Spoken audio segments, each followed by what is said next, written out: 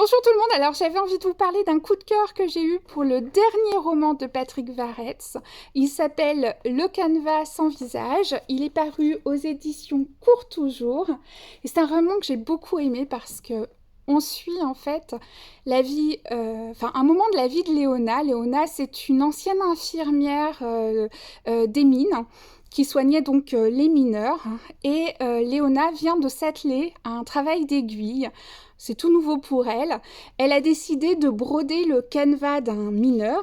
Donc c'est une image qui est fort connue dans notre région. Voilà, je vous le montre puisqu'il est à la fin du livre.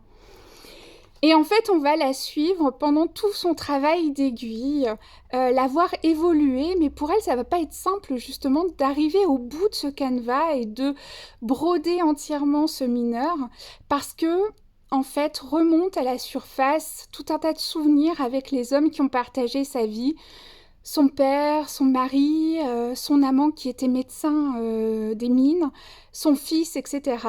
Et si Léona était plutôt une femme forte, voire peut-être même brutale, en tout cas pas la plus douce des infirmières qui existent, et ben voilà, elle a été malmenée par les hommes qui ont fait sa vie, qui l'ont accompagnée dans sa vie. Et donc, du coup, elle a du mal à progresser dans son ouvrage et à se libérer suffisamment, en fait, du poids de ces histoires pour pouvoir donner un vrai visage à ce mineur.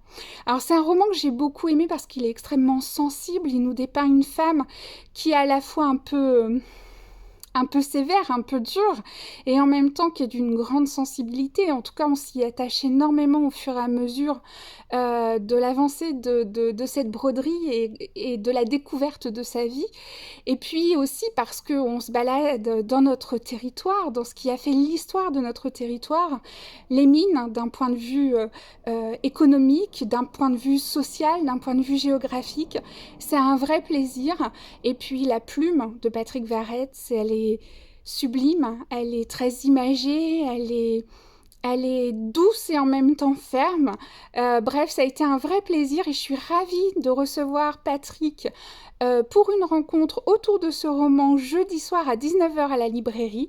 Voilà, je ne saurais trop vous recommander de lire ce livre et puis de venir à la rencontre de jeudi pour parler avec Patrick Varetse de son roman Le canevas sans visage paru aux éditions Courtoujours. Je vous souhaite une bonne journée et de belles lectures.